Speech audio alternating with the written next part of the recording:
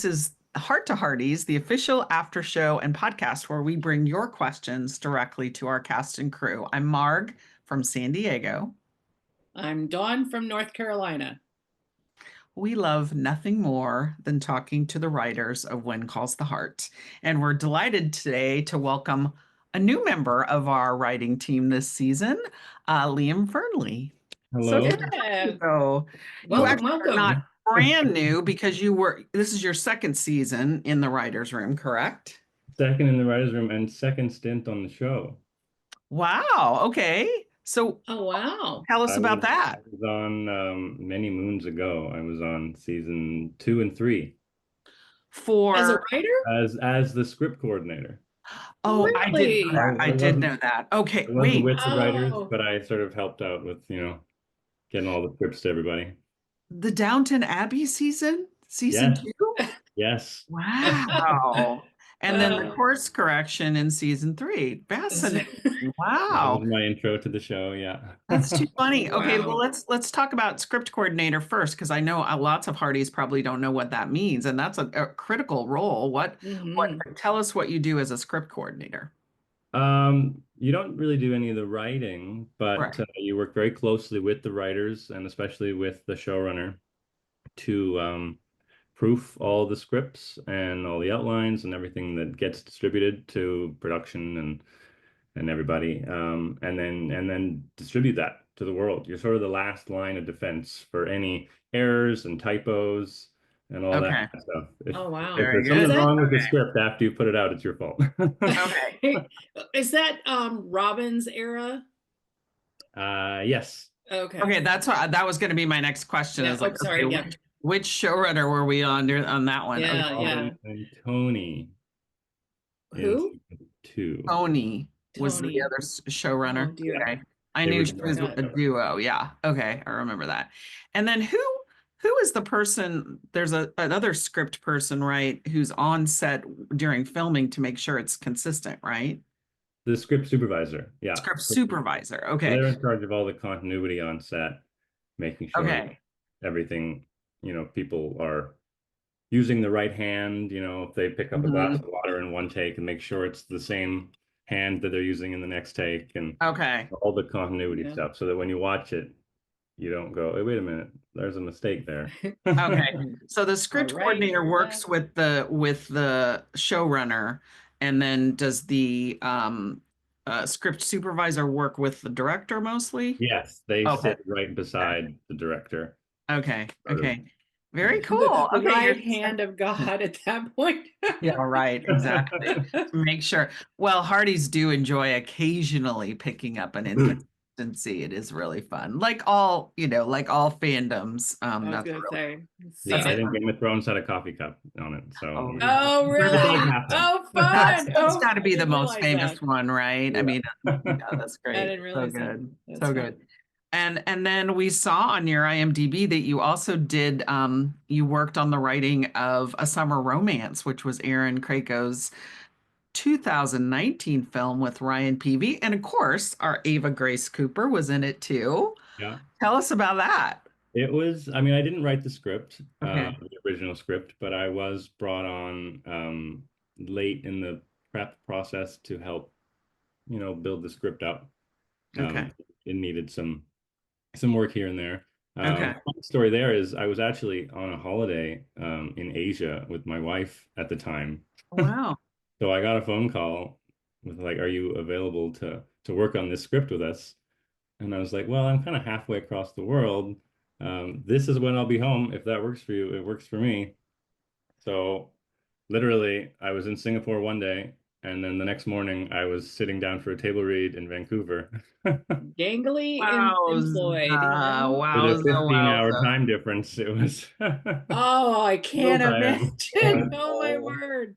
Wow, that's funny. Oh my goodness. But it was lots of fun working on that movie with Erin. I worked closely with her for a bunch of it. Yeah, it was great fun. I don't remember which season that was, which seasons were on the front and back of that. Dear. 2019. I wasn't back on the show at that point. Yeah. I have to think about that.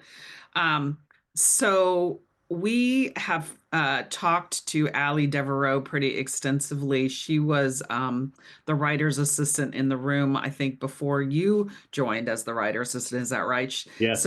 we wonder if she handed off the famous show Bible to you, and or did she keep maintaining it? Sort of a joint thing there. Mm. It's her baby, so she's a bit territorial. Understandably, understand. It's got to take But up a I big portion of her hard drive at this point. Yeah. it's huge. But I did help. I did help sort of get it up to sort of present day end of Yeah. season 12. But it's this massive file. It's very hard to send to directors and writers and whoever else needs it I'm because you can't sure. just email it, right? Like it's No. huge. Yeah. Like even I think it's on Google Drive, and even trying to download it errors out. Yeah. Yeah.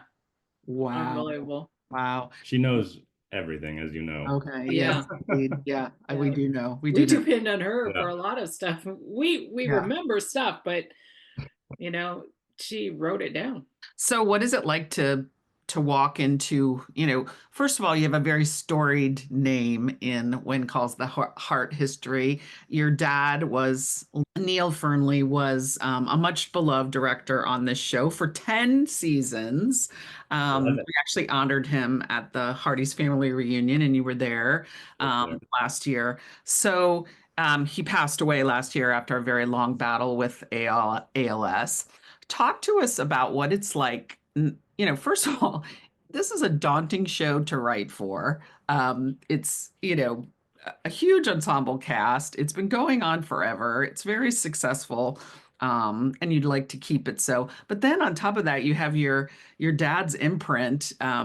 I don't mean to scare you, but that's a big job, big shoes to walk Big into. shoes. What Yeah. was that? What was that like for It you? was, and he actually worked on the first 11 seasons. Oh, thank you for So, correcting me. so what was great about that is I came back to the show for season 11.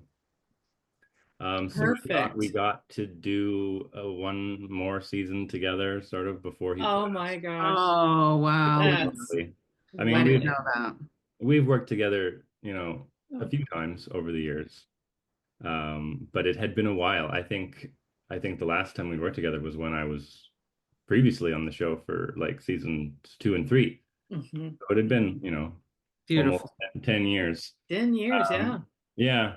So yeah, it was a great sort of joy to be able to do that. We didn't know how many episodes of TV he'd be able to do.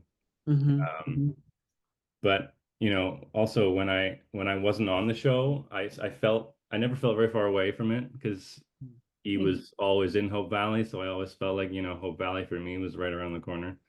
Right, Mm. right. And but I was Yeah, just it's been really interesting. His name has been evoked by so many So people many. Yeah. that right. we've talked to this season. Yeah. Um, and so it's just interesting. I think you don't have to evoke him because everyone else does. Right. Right. It Well, I really, mean, it's um, hallowed ground yeah, for, yeah. It's a big, especially for him. I mean, and the thing is, as admins, we've been here for a long time, Right. and his chats were the best. The yeah, best. talking with He him was a was, storyteller.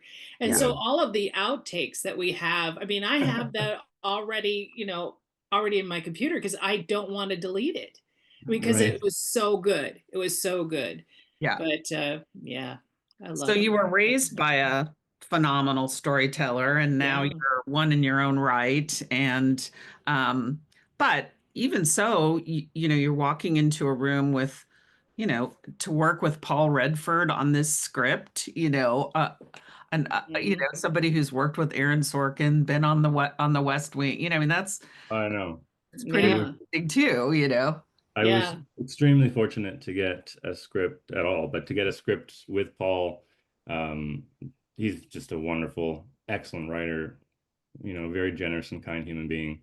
Yeah. That's Yeah. great. Well, that was episode 12 or no, episode 9 for Nine, season Nine. 12. Yeah, yeah. okay. And it was called Buried Treasure, and that's your writing debut, or you had Uh, another script before that? for this show, it's my writing debut. Yeah, Very good. Okay, that's yeah, what I want to make sure. And with Paul Paul Redford. Oh. So which of the storylines in this episode came most like easily to you?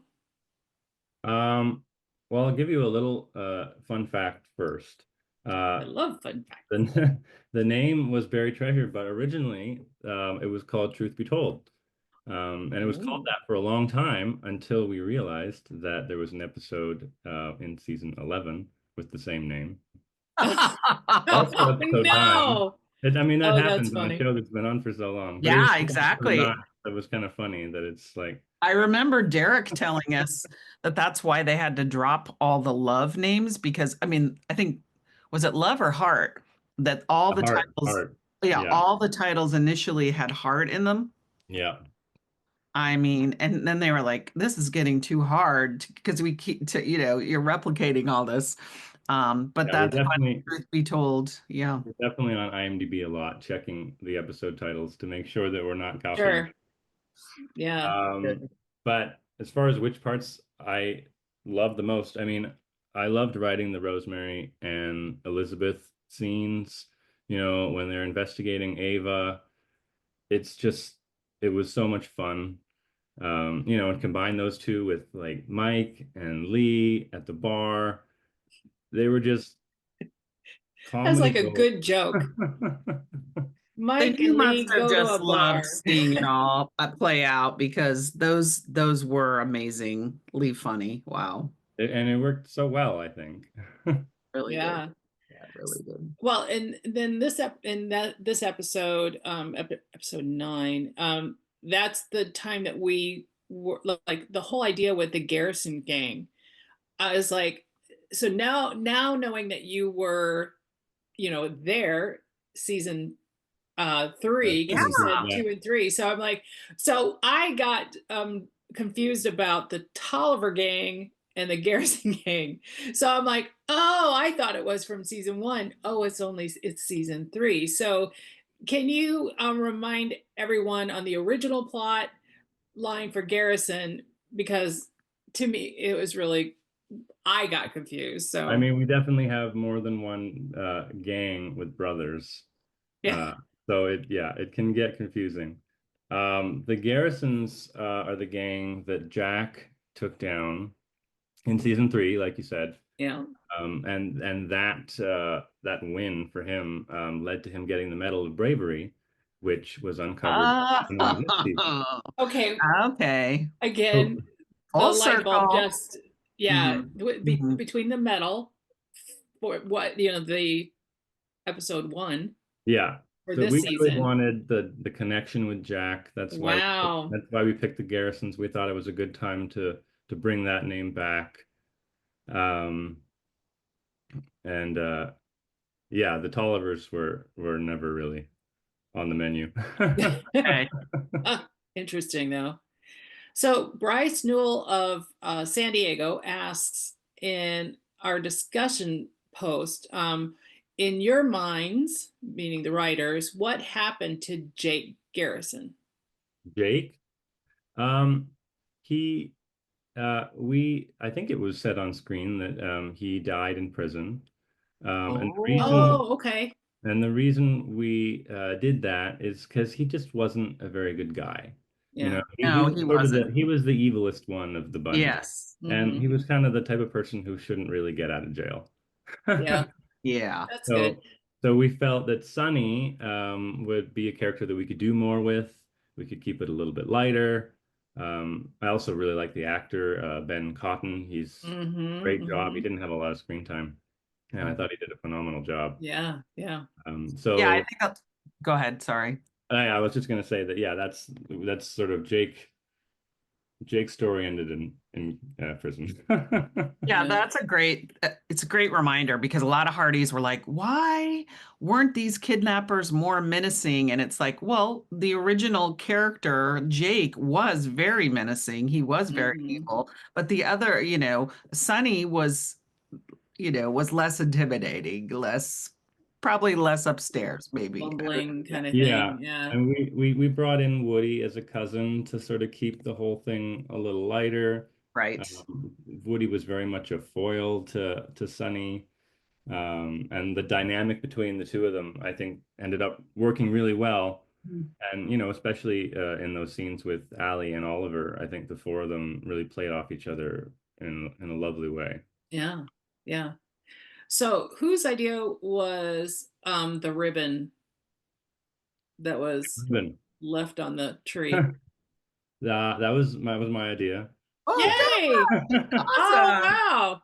I'm I'm I'm a fairly humble person, but that was me. Yeah, I love it. I love it. Yeah, no, it was perfect because it was like, okay, and not knowing that um Allie was kind of in that same idea that, yeah, I can do that. You know, people, if they're not camping or anything like that, they really don't really think about that. The original pitch for that was the hair clip that Elizabeth gave her in episode Oh, Oh, interesting. for her Okay. birthday. But that just was a little harder to see in the photo, Yeah, and yeah. a little harder for her to get it on the branch and stay there. Hmm. that So makes the sense. ribbon was swapped out for that, and it worked pretty well. Yeah, I Yeah, think it worked very well. Yeah. yeah. And Sort it of an still pulls aha at your moment. heartstring too. Yeah, obviously if it had been that hair clip, that would have been really good too. But there you go. So I just love the dialogue in the saloon as um you know, Molly and Hickam and Elizabeth are standing there and they're putting the pieces together. And, you know, Molly, who was eavesdropped and overheard Sonny Garris having this conversation, or, you know, or Sonny Garris referenced um, Garrison. uh, no, but it was she picked up Sonny Garris, right? Isn't that Oh, what it was in the oh, dialogue? right, right. Okay, sorry, Yeah, my so mistake. they were putting these pieces together, and of course, you know, Elizabeth is like, "That sounds like Sonny Garrison," you know, and she had just seen the Right. poster up in town. Yeah. But it's just so funny when she's, you know, when you have the whole Buster Keaton and Douglas Fairbanks, that whole interaction was That really, was really all Ben. That line, the Buster Keaton, Douglas Fairbanks, that was all Ben stop. Rosenbaum. Yeah, that was Oh, Oh, not in the really? script. I was Ad-lib. surprised when I saw that on the dailies. Oh, And it was wow. just I was just brilliant, gonna wasn't say, it? when you saw those scenes on the dailies, you must have been really happy because it's so funny. Yeah, those were my favorite scenes to write of the episode. But yeah, when I saw the little bits of improv that were being snuck in there, especially from Ben, Yeah. um, you know, we really played up the Hickam comedy in this episode You certainly did. because Ben is Yeah. just so good at it. He's Yeah. crazy good at it. And You know, we talked to Siobhan this week, and we asked her, like, as a director of this block, like, who was the person on set, you know, that really taught you the most? And she said it was Ben. It was Ben. He just like killed those scenes. I mean, he just like squeezed everything out of them that he could and just brought so much to them. And yeah. so I think your instincts to lean into his comedy were great. Yeah. Yeah, I mean, I wouldn't call myself a comedy writer, but I do really love infusing scripts with humor, Hmm, and hmm. then he is a perfect vessel for that. This is a Yeah. specimen. Yeah. So, a lot of Hearties have been wondering. There was that very fast moment out on the street when Nathan indicates that he's going on this stakeout and he can't, you know, disclose to her what the deal is.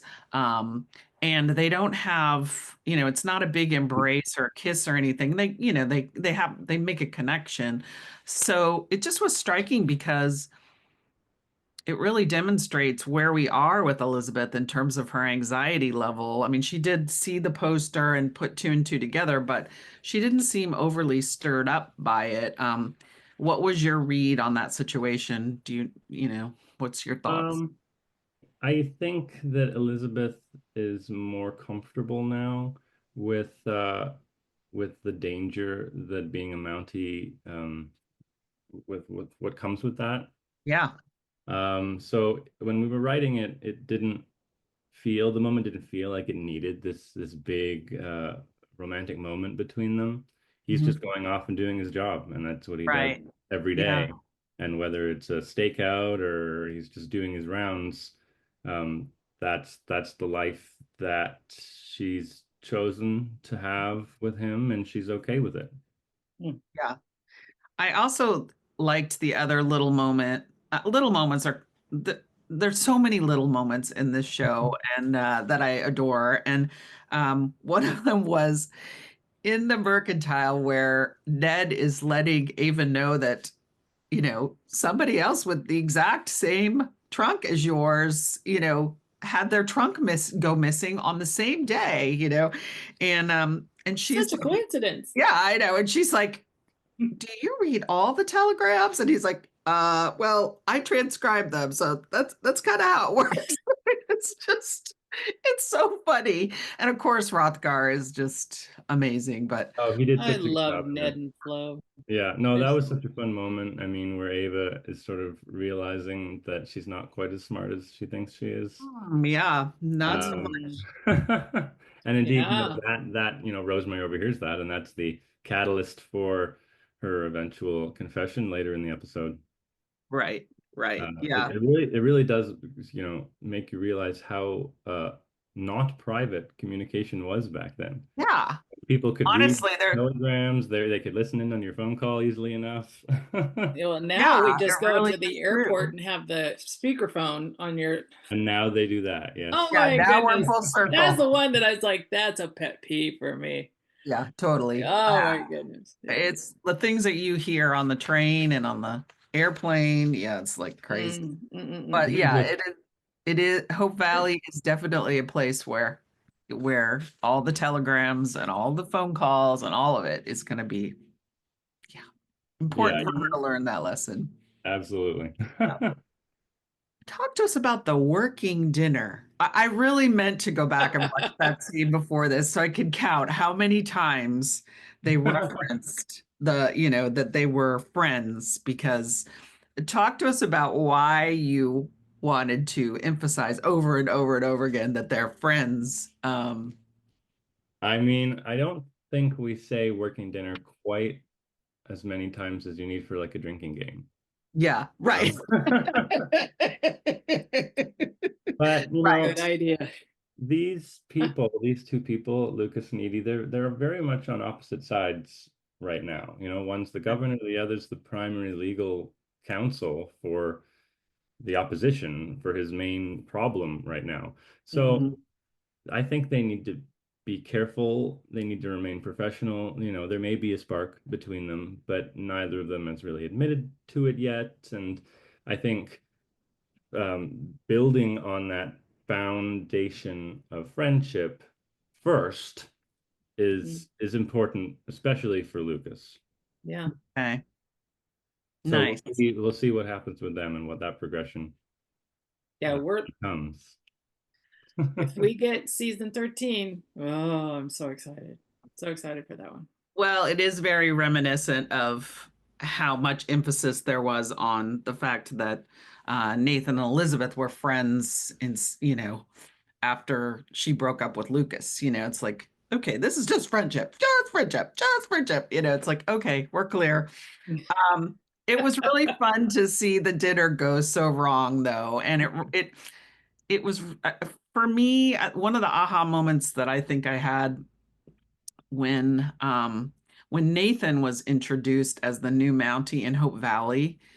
I think that the writers knew how jarring it was going to be to have Mm, Kevin McGarry sitting behind that desk. of And course. so it was so brilliant that they had that fight with Bill Avery over the desk. That was Yeah. how they got around that awkwardness. It was like they were thinking like the Hearties would be thinking, which is great.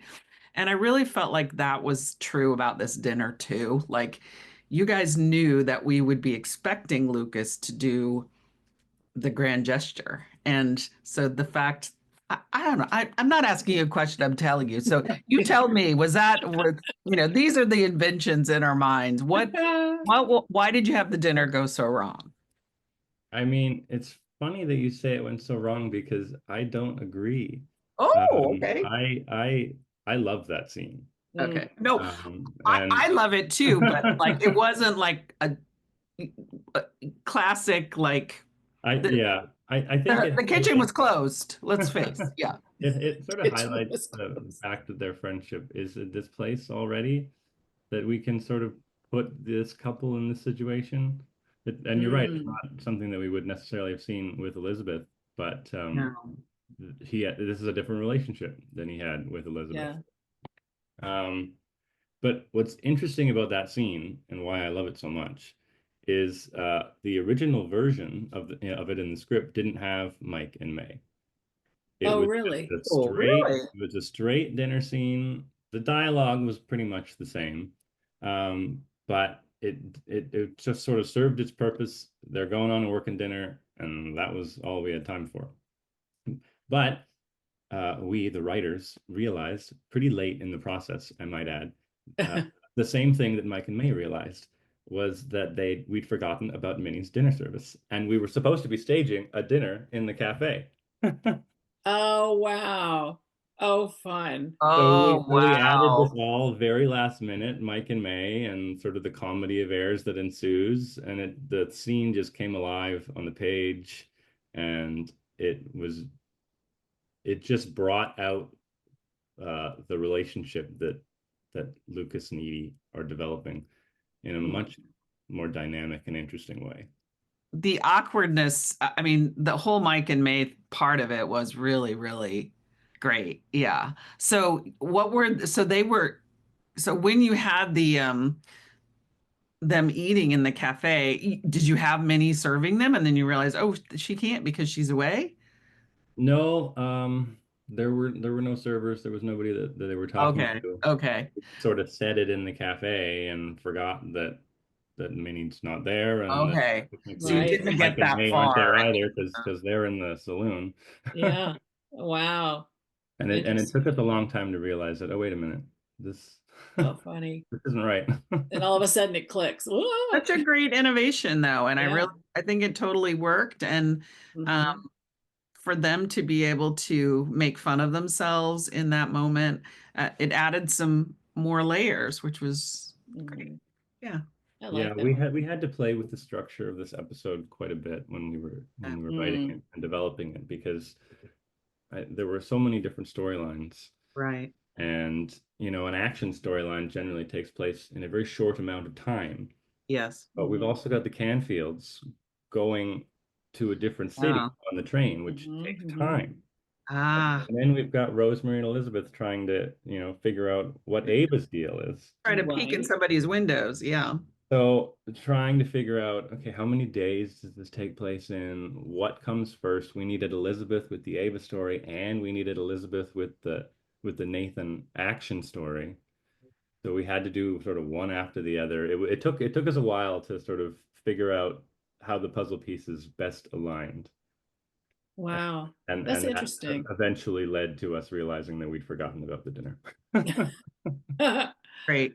Yeah, love but that. in the end, it delivered what I think, Hearties appreciated, which that it was a contrast to the grand gestures that we would expect from Lucas, that everything would, that the candles would be lit, that the music would be playing, and that there would be something special. Obviously, they're not at that point. It's a working dinner, but It's a working dinner, yes. maybe it wouldn't have gone that far. I But mean, she is still the lawyer on the other side. yeah, I mean, to have a drumstick that you do a toast with is pretty casual Yeah. and really it was fun. But I like Lucas in that scenario too. I mean, that relax. I mean, I don't know that we see him a lot in that state. He's had Not so much angst of late. right. I mean, It's just nice to see him. well, season 11 was really tough. And then, 12, he's just getting his It feet hasn't been much underneath easier him. for him. Not too Yeah, much yeah. easier. No, But no. So but give now I'm ready, we're I'm ready. okay now that I think he's I don't know. Again, who knows season 13, but whoa, I'm hoping. I'm hoping. It would be lovely to be able to continue, yeah. Oh, absolutely. So one of my favorite characters it's Henry. Henry has a place in my heart that cannot be replaced. So, but I love him as a mentor. Um, And so talk to us about devising this whole executive order, and a strategy that essentially it's the death knell for Lucas being the governor going forward. I mean, we didn't realize that executive orders would be so topical when we wrote it, Oh, last, really? Oh, like yeah. in the summer of last year. Oh, yeah. Seriously, that's amazing. Wow. Um, This show though has, we talked about this, I think in the Valley Voice editorial about like the chicken pox was written a year and then COVID hit and there's a pandemic in Hope Valley. oh, I didn't know that one. Yeah, it's Oh, is that just how the timing works? so weird, so weird. But yeah, no, perfect scenario. Yeah, It's happened Um, multiple times, yeah. multiple times. I'm trying to remember wasn't there a big eclipse last year which coincided with the whole planetary thing when Nathan comes over to the stoop and they were looking at the moon.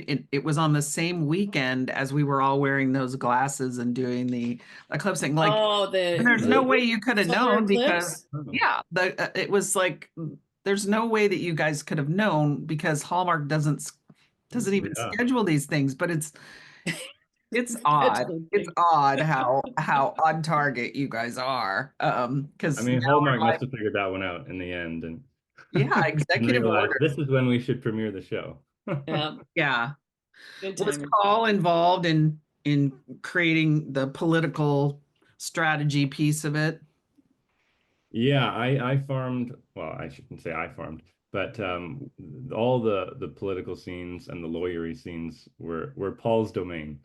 Having Hmm. written on West Wing, because I don't know. I'm not a politician. I don't know any of Yeah. that.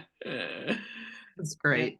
Really beautiful scene. We really haven't talked much about it, and I know Hardy's really responded to it. Was it always set in the stable? It was always set in the stables. Okay. Yeah, it turned out to be a really beautiful scene that we shot over 2 days, and I never got the reason why. But the dailies only had Lucas's side, and then Mm, there was nothing else for a few days, and then we finally did Gowan's side. mhm. Yeah. But him going down that road, and whether or not it has consequences for his governorship, it just opens new ways for us to tell story with the character, new possibilities.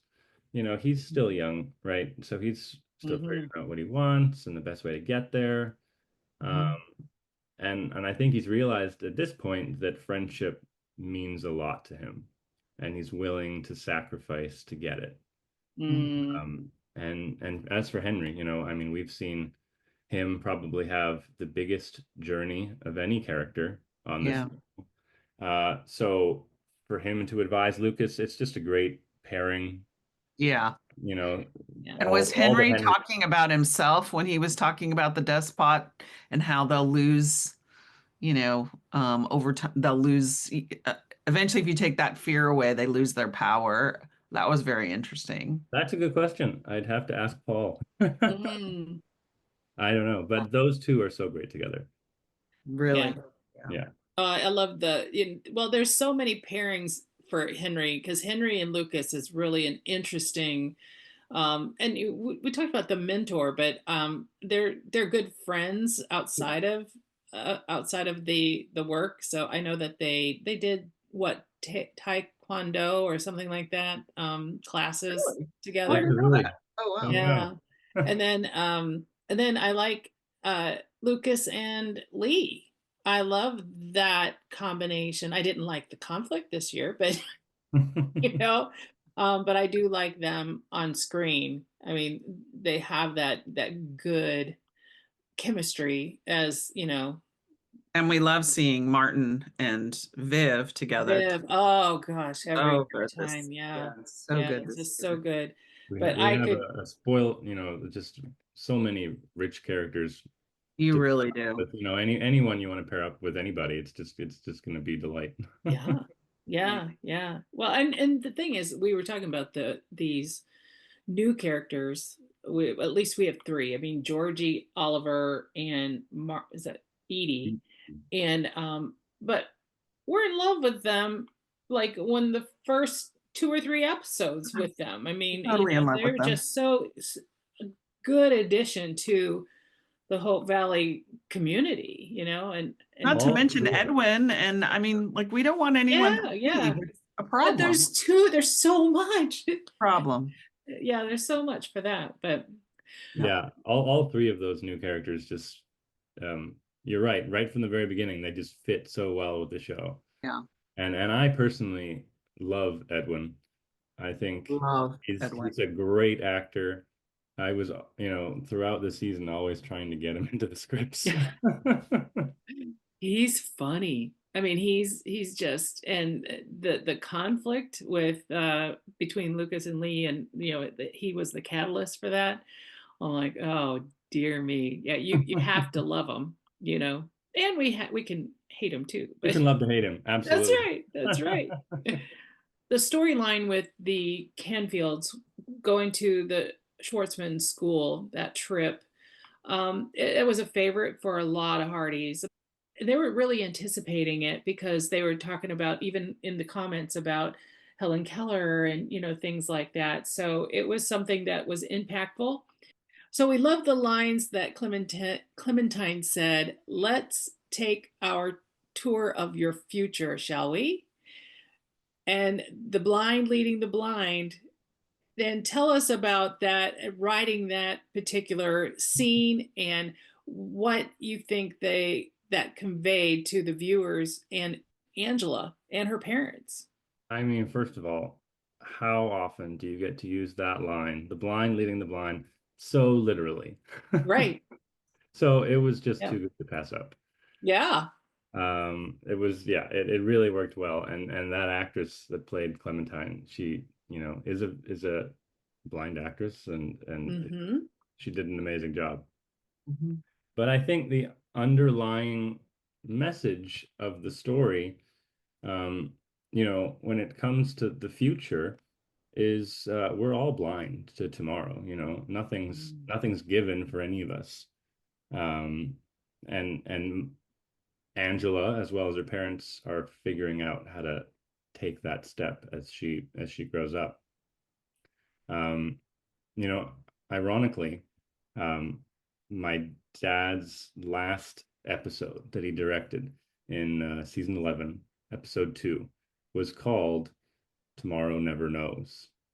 And I just think it's not coincidental, I don't think. I just think it's such a poignant, beautiful thing that I Yeah. love worked out that way. He didn't know it was going to be his last episode. Right. Sometimes you just, need to take that step.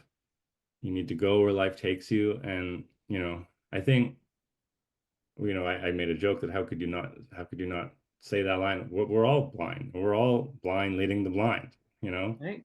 Um, so I just thought it worked out really well. And also with these Schwartzman school scenes, I want to take a quick moment and say how in awe I was of our whole cast and crew for pulling off this amazing, feat of, all the Good. actors and background that we had for that scene were differently sighted. Wow. And, from Siobhan to, set deck to costumes to background casting, everyone just really stepped up and made those scenes sing.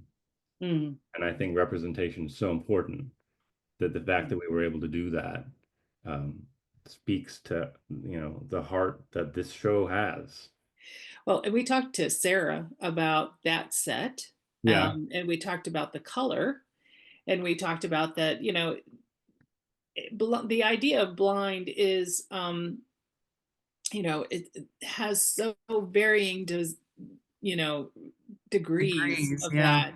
And so even if you can't see things but can see light or something like that, but she was talking about the yellow walls, and that was typical in the time world that we were doing. It was 1922. It was a whole team effort, and I wasn't on set that day. But yeah, it was just a wonderful thing to see happen. Well, bravo Yeah. to you all for using that line too, because I think it was such a little self-deprecating. It just diffused the tension. Right. Yeah. Just immediately diffused the tension, and it was, Clementine just she killed it. She was so good, and I think it made everybody laugh and Minnie relax, and just it was beautiful. So lastly, we'd love to hear about the sledding monologue. Who came up with that metaphor? And it's truly gorgeous writing. Wasn't it? That one Beautiful. wasn't me. That one wasn't me. I can't take credit for that. So it was Paul? No, I think that was all Joy, actually. Oh, Yeah, really? Oh, yeah. One of wow. our writers, Joy Gregory, um, uh, she came up with that. I never asked her if she was It was speaking from beautiful. personal experience or not. Mm, But yeah, it was beautiful, and Minnie Natasha did such a great job with it. mm-hmm. And you can see the growth of her character sort of before our eyes, and Yeah. it's and I think it's what I was just talking about. It's just about taking that leap Hmm. for her daughter. Um, it's not always an easy thing to do. Hmm. I'll Yeah. give you a personal um, example, actually, if you want. Yeah. It's not my story. It's my dad's. It's his story, but I don't think he'd mind if I shared. Yeah. And it's very topical to this, but so anxiety, it runs in my family. I'm an anxious person. My dad had anxiety. Um, and oftentimes when I got anxious about doing something new for the first time, he'd tell me about the first time he was ever hired to be a director. Way back before I was born, long, long time ago. But this was him directing the news. It was before he did scripted television. Oh, interesting. Yeah, he started with live news. And so on his first day, he drove there to the studio, and couldn't get out of his car. He drove past where Wow. he was supposed to stop because he was just terrified to go in. Oh, He wow. wanted to call them and say they'd made a terrible mistake. He was sorry, but he just couldn't do it. Unfortunately, though, cell phones didn't exist at that Yeah. time. Yeah.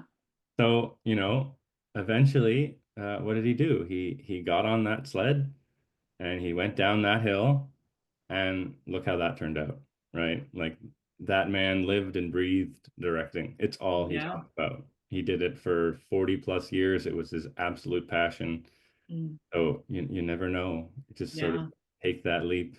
Who knows what'll happen? I love that. That's a I love beautiful that part. whole It's beautiful. story. Yeah. That's beautiful. Yeah, and I don't think Hearties know, um, the extent of the difficulty that, to think of him in those later years with ALS, and they built ramps, they, just kept, because yeah. I mean, he just kept going and kept working and kept bringing us this show. And, we talked to, I think it was Martin Wood earlier this season, and he called it Neill's show.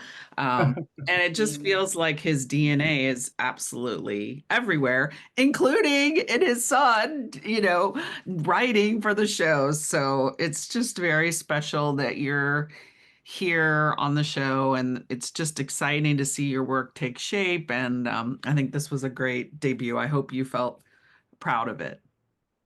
I loved the episode. It was sort of a perfect first episode to do on this show. Yeah. Um, yeah, it's very kind for Martin to say. Yeah. It obviously wasn't his show, it's everyone's show, but Mm. my dad's shadow looms large. I mean, how many times have I mentioned him in this conversation? Yeah, I Yeah. know. Yeah. Exactly. But it's a bright Exactly. shadow for sure. Yeah. But bringing it back to you, I just feel like, it is very hard to tell these character stories in this ensemble show in such a succinct time. And that you guys were able to pull off that little circle with Minnie and Angela and do it in such an effective and beautiful way. And on top of it, show us that gorgeous Schwartzman school. But not even to mention it was an action packed, Garrison Gang and the Ava craziness, um, And Lucas, yeah, it was an yeah, and full Lucas, episode. All of yeah, it. It there was was full a 42 lot. minutes. It was a lot, and I think it was successful. So, I'm glad people are responding to it. It was such a privilege to write. It's certainly something that I don't take for granted. yeah. Being on this show, sort of continuing when others cannot. So we're very keen on 13, and we love Me talking to you, too. and hope that 13 will happen, and that we'll, be able to talk to you again. That was that. We This would is great. we would love to be able to continue these stories. Good. Writing in Hope Valley for Hope Valley. It's a joy. So yes, keen on 13. Are you Hashtag. on Twitter? Can we find you on X? I am. I don't post much, Okay. but I am on there. My handle We is post a lot. Especially on the day of the show. No nights. We Yeah. post a yeah. lot. I'm it's at Ferium, which Okay. is it's a Okay. handle that I've had for a very long time. So spell it for us. It's Feariam. It's just the first part of my last name and the last part of my first name. Oh, that's funny. That's great. Okay, we'll find you. Great. And then it's the same handle on Instagram. Okay. Oh, okay. Love it. Great. Thank you so much. Yeah. Thank you. Well, What a joy this has to- been just a lovely time, and it was just so heartening to talk about you and your dad, and especially you now, because you're part of the writers room. So that is just it's just a pleasure to have you here, and thank you for all of your time for us this evening. Absolutely. Thank you so much for having me. It's been a real pleasure. So thank you, Hearties, as well for tuning in, and make sure that you subscribe for our YouTube channel and our podcast channels, and wherever you want to see or hear this kind of content, comment below. Making sure that you talk about what you were loving for episode 9 with Liam. And we will see you on Sunday, 9/8 Central at Hallmark Channel. And this is Heart to Hearties.